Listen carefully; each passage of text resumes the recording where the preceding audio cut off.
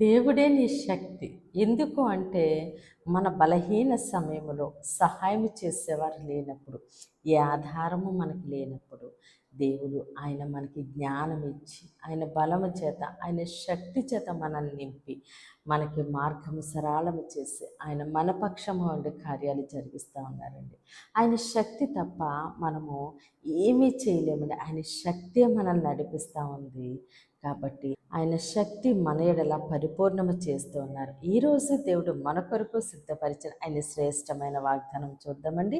1 యోహాను 4వ అధ్యాయము 4వ వచనము. చిన్నపిల్లలారా, మీరు దేవుని సంబంధులు, మీలో ఉన్నవాడు లోకంలో ఉన్నవాని కంటే గొప్పవాడు కనుక మీరు వారిని జయించి ఉన్నారు. ఆమేన్.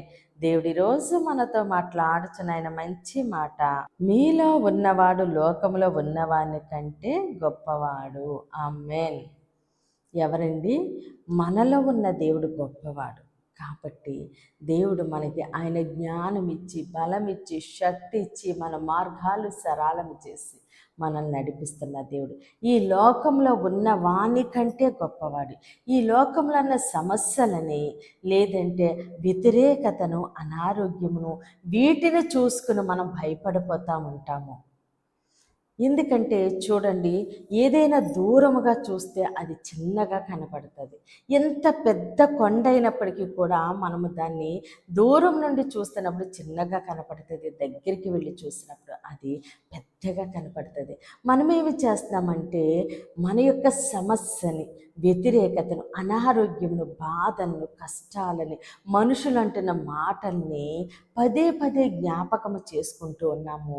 అవి మనకి పెద్దగా కనపడుతున్నాయి.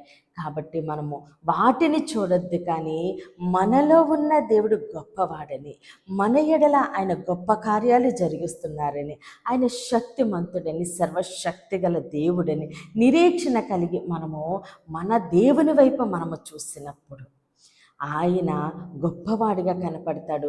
ప్రతి సమస్య కూడా చిన్నగా కనపడుతుందండి. కాబట్టి మనము మన సమస్యల్ని చూడొద్దు, లోకంలో ఉన్న దేనిని మనము చూడొద్దు, కానీ మనలో ఉన్న దేవుడు గొప్పవాడని నిరీక్షణ కలిగి మన కన్నులు ఆయన తట్ట ఎత్తుదామండి. ఆయన మన జీవితంలో శక్తినిచ్చి, లోకములో ఉన్న ప్రతి దాన్ని జయించి శక్తిని ఇస్తుండగా సమస్త ఘనత, మహిమ, ప్రభావాలు మనము దేవునికే చెల్లిందామండి. ఈ కొద్ది మాటలు దేవుడు మన వెనుకల్లో దీవించి ఆశీర్వదించునుగాక. ఆమె ప్రేర్ చేసుకుందామండి. అందరి కన్నులు మూసుకుని ప్రేర్లేకి ఉంచండి. మహోన్నతుడ, మహాగణుడ, పరిశుద్ధుడానికి స్తోత్రాలు, వందనాలు దేవా తండ్రి. ఇచ్చిన వాగ్దానం మా జీవితాలు నూరెంతలుగా ఫలించునుగాక. దైవజనుల వారి కుటుంబాలు, సంఘాలు, పరిచర్యలు యేసు నామములని దీవించబడునుగాక. యెరూషలేముకి యేసు నామములని క్షేమము కలుగునుగాక.